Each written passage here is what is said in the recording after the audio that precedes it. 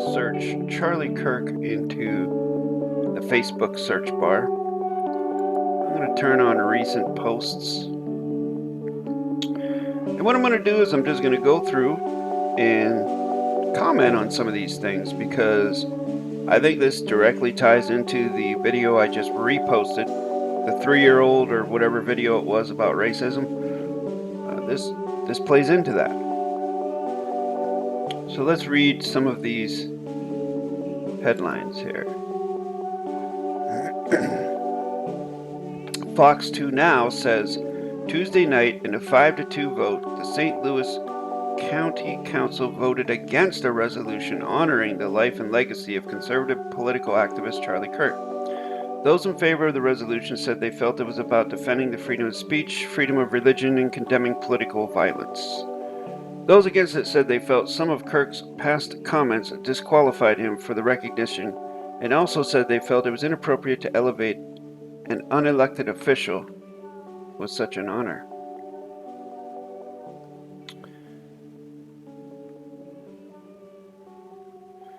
New slow-motion video appears to show bullet ricocheting off of Charlie Kirk's bulletproof vest and onto his neck.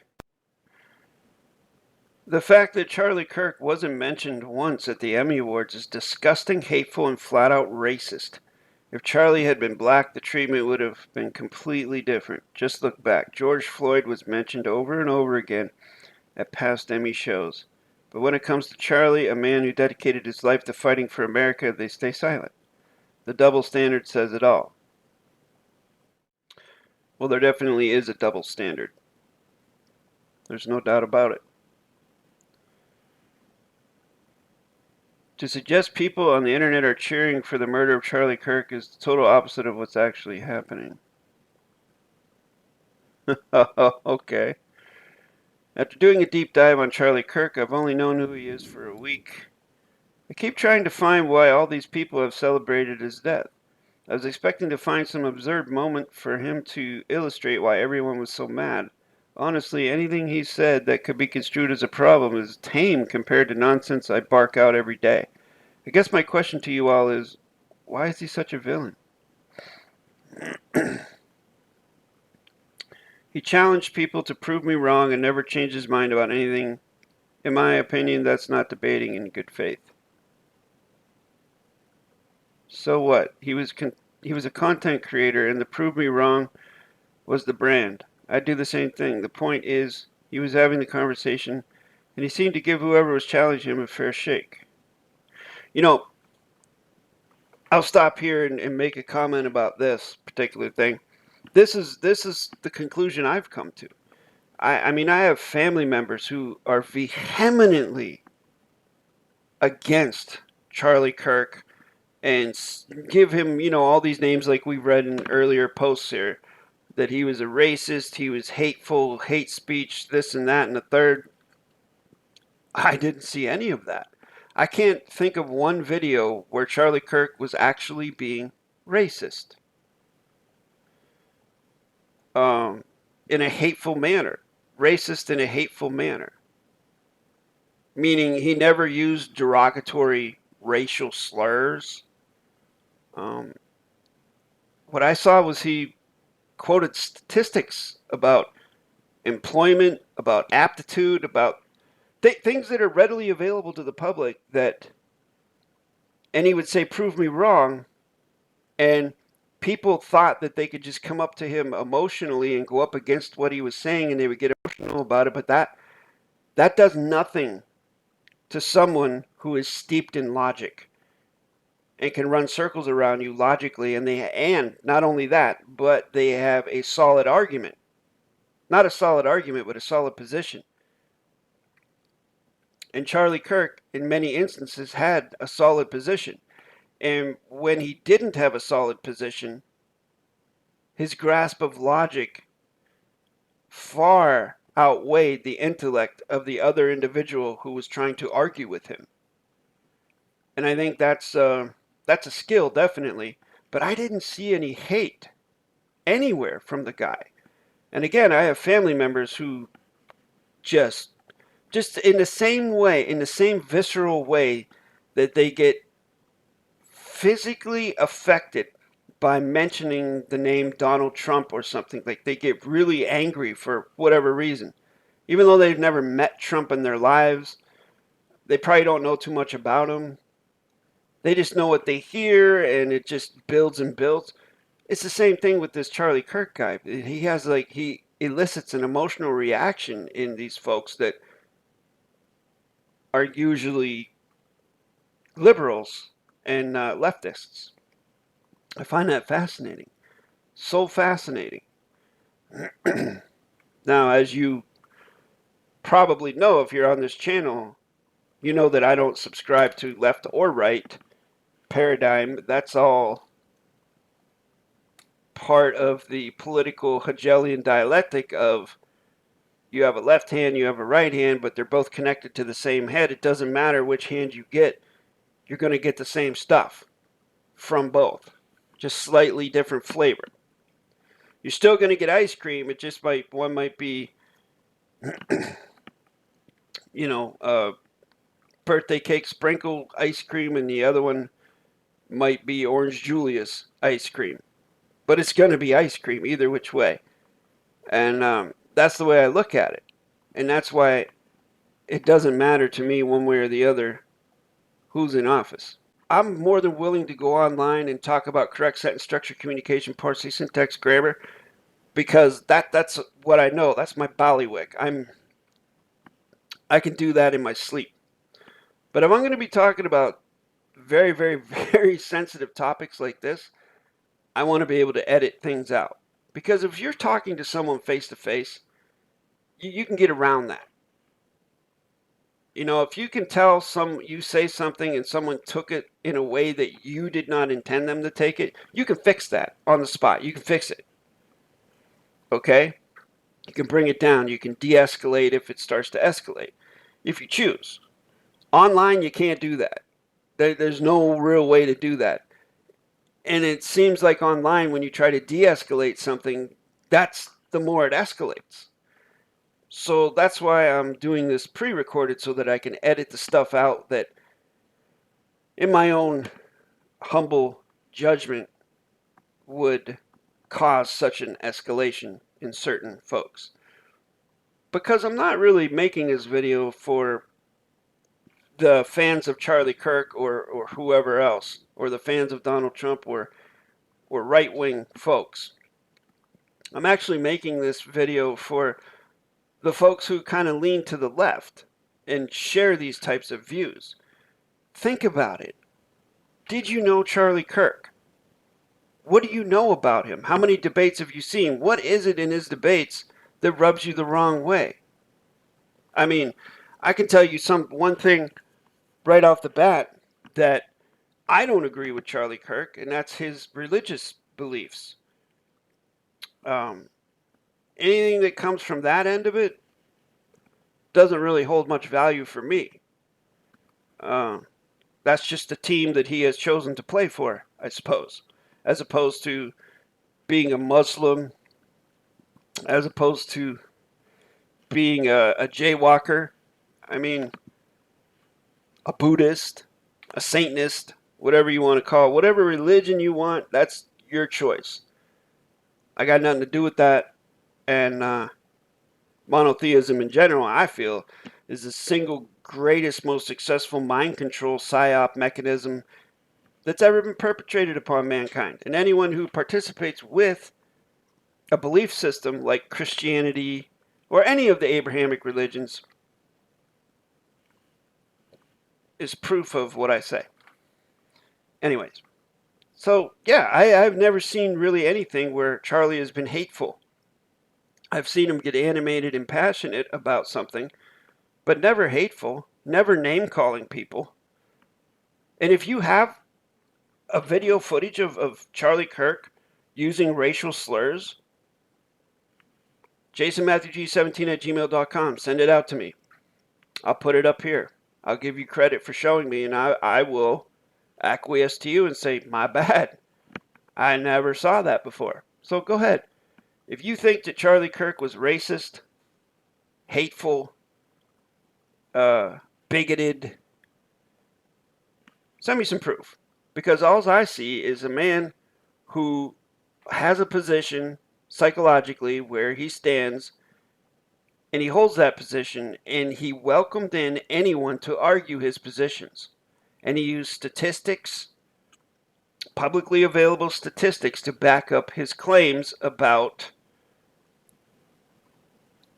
aptitude and jobs and whatever else. Being forced to participate in a vigil or something to honor him, I feel, was really a violation of our constitutional rights. It wasn't something I wanted my child to be a part of. An Oklahoma father shared why he refused to let his teenage son take part in a statewide moment of silence to honor conservative activists. That's interesting. Well, that's his choice. I'm not sure how that violates a constitutional right. I mean, did Charlie Kirk, again, aside from any concrete evidence of him being racist or using racial slurs or hate speech or even calling for violence, did the guy ever call for violence in any way, shape, or form? Has he ever murdered someone? I mean, think about this. All right, think about this. You have a president, a former president of the United States who has passed away. The most recent one being maybe that comes to my mind would be Jimmy Carter. Okay? Or even Lyndon B. Johnson might be a better example. If you have a moment of silence, do you have a problem with participating with a moment of silence for them? Because those folks ordered the murder of people in other countries with their wars and their proxy wars and their invasions. Okay, so they basically could be considered mass murderers. Are you okay with participating in a moment of silence for them passing away? Do you see what I'm saying? I mean, it's all in this perception. Like, how is this guy who is a content creator on the internet, how does he warrant such strong emotions from folks like that?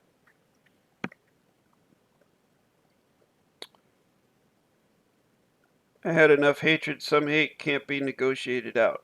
Charlie Kirk was a racist who incited bigotry, disguised as open dialogue. I disagree. I didn't see any of that. I really didn't see any of that. Hateful but lawful. Senator Ted Cruz underscores First Amendment protections for those celebrating Charlie Kirk's assassination, acknowledging that their vile remarks are protected speech, but says he supports consequence beyond prosecution. What's that mean? The First Amendment is absolutely protects speech. It protects vile speech. It protects horrible speech. What does that mean? It means you cannot be prosecuted for speech, even if it is evil, bigoted, and wrong. Okay. Well, in the fiction system constitution, yeah, I do agree with that.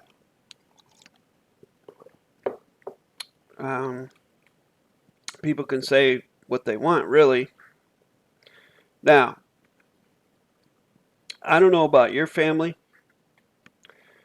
but in my family, we were taught not to speak ill of the deceased. You don't have to speak good of them, but we were taught not to speak ill. I'll share with you a story. One time, as I've shared in the past, I went to Catholic school for the first 7 years of my education. And during that time, I went to a funeral of an individual who had unalived themselves. And I remember the priest being up there on the third Master Mason level, giving a speech about this individual, saying how he was beloved by everyone and he was a nice person and he had his problems and And now he's sitting at the foot of the Lord in heaven at peace, blah, blah, blah. And I'm thinking in my head, bro, hold on a minute.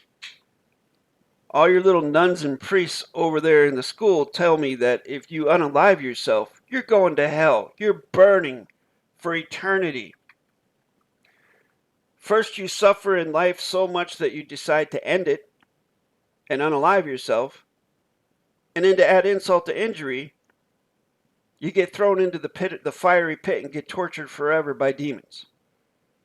That's what happens when you unalive yourself in Christianity or monotheism. But yet here's this guy up there, the wizard or whatever he is, sorcerer in his robe, saying that, no, this guy is at the feet of the Lord, resting in peace in heaven. Unless the opposite of what we think is true in this context, heaven is hell, hell is heaven. Who knows? Maybe Bon Scott was right. There's a common theme developing here, and that is that many of these mainstream media sources are against, they're publishing things that are negative regarding Charlie Kirk and his passing. Meaning they're publishing things not celebrating the guy or honoring the guy or giving out empathy and sympathy to his family. No, they're concentrating on the negative aspects of this guy.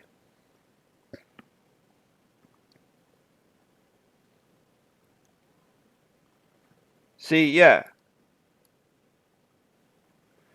I won't celebrate the legacy of someone who used their voice to attack the LGBTQ plus community. As players, as people, we have to stand for love, equality, and respect. Cooper DeJean. He needs to add the word delusion at the end there, I think. Charlie Kirk chose colleges because he could easily manipulate and control conversations with young people. Notice how he wasn't actually successful in college, where he would have to prove himself to professors. Nor did he join politics when he would have been challenged by educated grown adults.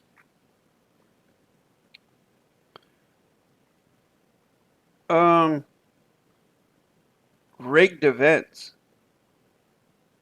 Okay, I mean, I can see a case for this. I never thought of it that way, quite frankly.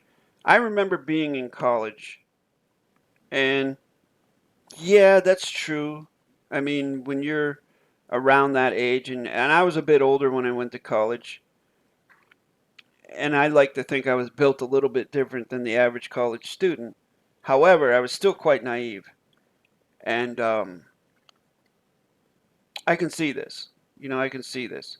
But again, someone like Charlie Kirk, I feel like maybe part of the motivation for him to do these things at colleges was because he wanted to open minds up to logical thinking about current events, current things, current statistics, showing things as they are to people who may not see that. I mean, folks, I have to tell you, now, in my own personal life, I admit, you know, just the same as I used to do on the internet, but in my own personal life, will do things just to see how someone reacts to them, to what I do, in a playful manner, okay? And one of the things I've been used to my whole entire life was politics being argued about. And I will say that certain segments of my family are very Democrat. They're Democrats. They have the cognitive bias. It doesn't matter if someone's right or wrong. They will they will be loyal to the end. Okay? Most of them. Doesn't matter what someone's saying. If they're a Democrat, they're on our side. That's it. Right? So I'm used to this type of thing. Seeing what we call protagonist-centered morality. So what I did, just for shits and giggles, I put a Trump sign in my front yard. Just to see what effect it would have. Well, guess what? I had someone say that they would never, that they weren't going to come to my domicile ever again because of the violent sign in my front yard saying that all these crazy things that were not true. I don't even know how else to put it, but it's funny because this individual and family member that they had a relationship with have not spoken to me in over a year because of that sign. Now, that was a quite unexpected result of that, because the individual knows that I don't care who is in the White House, in the Oval Office, beside the obelisk. I don't care who's in there. It doesn't make one bit of difference to me because it has really nothing to do with anything that I do. Other than it gives me something to talk about sometimes, or in everyday life, get a little chuckle out of someone's reaction to a word on a blue sign. Like a neighbor down the road has a sign that says, "My governor is an idiot." You know, things like that I think are funny. I think it's very, very funny. But some people just take this stuff so seriously. So seriously. And on social media, this is when, I mean, I have not seen this level of blocking on social media since Trump first ran for office. And I think this sensitivity is being cultivated by social media. I think that constant access to all this data, being inundated by what you see on your screen right now, it contributes to this.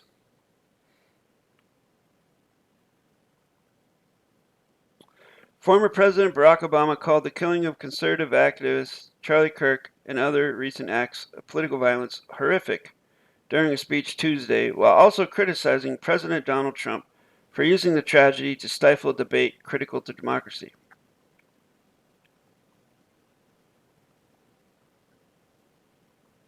I don't understand what that means exactly, but I mean, Obama's not going to miss an opportunity to criticize Trump, I can tell you that.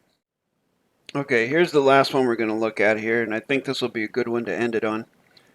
I only had a vague idea of who Charlie Kirk was until yesterday. Who's that? Scott Lindholm. No one should endure violence because of their exercise of free speech. Through other posts, I became aware of Charlie's speech he enjoyed exercising, just another person using patriotism to hide hate. Here are a few of his beliefs. Quote, "Instead, it's the opposite. The opposite is that gay marriage happens and we're talking about gay stuff more than any other time. Why? Because they are not happy just having marriage. Instead, they now want to corrupt your children." All right. In my mind, that's not hate speech. I don't see a hatred happening here or seeping through. He's not calling for violence against gay people. He's not calling for any of that. It's his perception and opinion that the gay lifestyle is corrupting to children. If two men live together, or two women live together, there are not going to be any babies. Unless something outside of them helps. Do you see what I'm saying? So taking it into the context of Charlie Kirk and his Christian religious values, gayness, I'm using the word Charlie used, is not permitted. It's a sin. It's not a mortal sin, but it is a sin. If you look in the Torah, gayness is a sin in any Abrahamic religion, not just Christianity.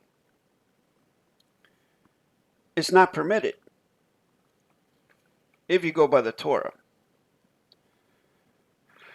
So you have to take it in that context. That's not hate. That's just part of his religious belief system. Then again, if you go into the Torah, it also makes some claims about children and rape and things like this, which I will not get into, and incest. Lot and his daughters, anyone? Infidelity, sex outside of marriage. All these things were made exceptions, I suppose, by the God of the Torah. But we won't go into those dichotomies and those contradictions. What I'm trying to frame this in is his belief system, and I don't think that what that individual said right there I don't think it has anything to do with hate. Quote, "You're in your early 30s. I'm sorry you're not as attractive in the dating pool as you were in your early 20s, but again, you have your corporate job and cats, so I thought you know." That's not hate speech. That sounds like he's being a little condescending, a little derisive. And, that's not a very Christian thing to say in the context of his religion, but still, I don't see that as hate. Quote, "If you want to actually get to the truth that Tucker was saying here is that there is a disturbing pattern of blacks jumping people of all races in the urban corridors in America. This is a fact." End quote. My Instagram feed backs up what he just said. My Instagram feed is like littered with this. Now, I'm a fan of fighting, martial arts. Anybody that watches this channel knows that. And I'll watch a street fight.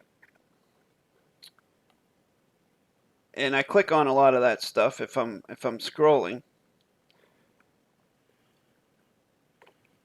If you take an Instagram feed and you type in the word street fight or something like that, just type in street fight, pull it up. And if you want to look at it through the stereotype of the color of someone's skin, you do a little experiment. You go through about 100 videos, just scrolling, and you tell me if that rings true or not. At least through a social media perspective. Quote, "If I see a black pilot, I'm going to be like, boy, I hope he's qualified." End quote. Again, that's not really hate speech. And it's also taken out of context. I'm not sure. I'd like to see the rest of what he was saying in that. But I can see how someone who is black would take offense to that very quickly. They would take umbrage to it. It's sort of like back when not the same exact thing, but after the 9/11 incident, if you would see someone who was Arabic on an airplane, people would get crazy nervous and things like that, kind of like that. Or I don't know, if we see a driver who's female and Asian coming down the road, you know, you feel some sort of way about that. These are all stereotypes. And sometimes, as a commenter said, a stereotype in that context can save your life. For example, if your skin color is this and you're walking down the street that's populated by a different skin color, you might want to think twice about it. And I'm not mentioning any specific skin color, but in that sense, a stereotype will save your life. Could. Also, it could also take your life if you do choose to walk down that street. You catch my drift? If you think that this guy was some sort of hero, you should question your entire life. Just to let folks know, I've deleted a couple of posts that were personal attacks or contributed nothing to the discussion. Well, at least this fellow, Scott Lindholm, can self-edit himself. Oh, look at that. Nice. This video exposes how the left versus right illusion keeps us distracted. Okay, well, now he's starting to talk sense. I'm going to leave you with something here.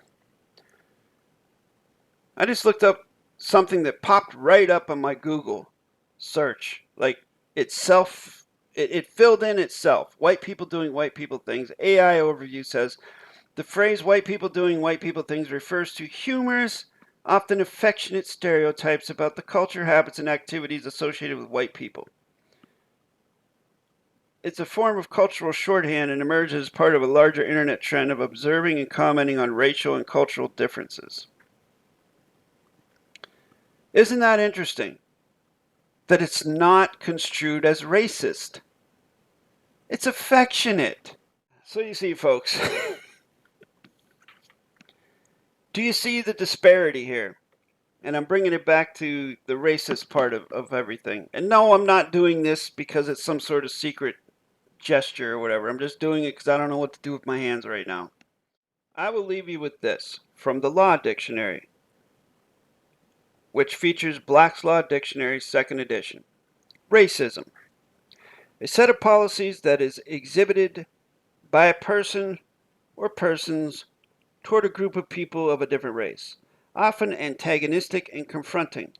The assumption of lower intelligence and importance given to a person because of their racial characteristics.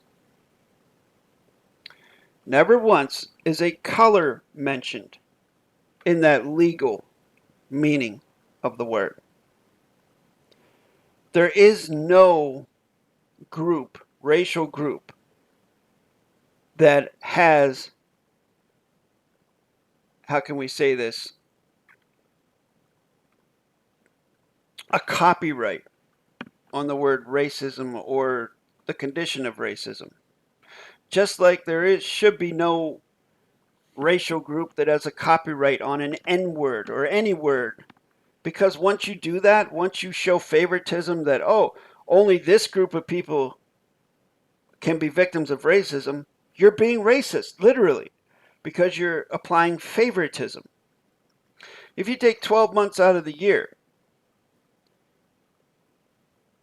and one of those 12 months is a color, the name of the month is a color next to History Month, you're showing favoritism because the other 11 months don't have a color in front of them.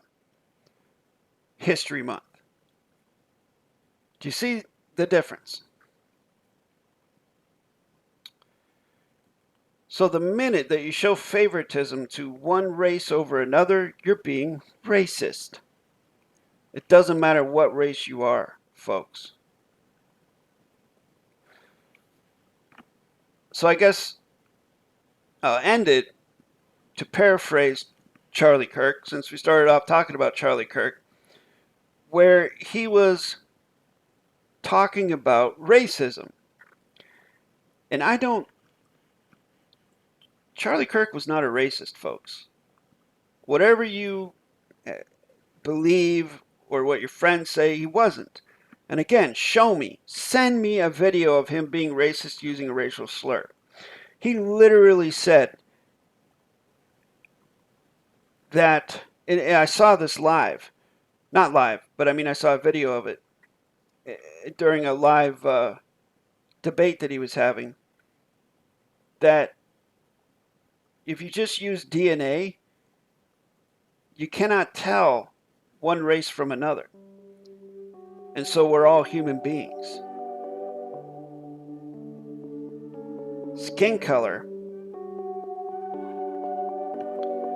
If you judge someone based upon their skin color before you even get to know them or speak to them, then you're a racist. And if you're racist, then you and I probably aren't going to get along.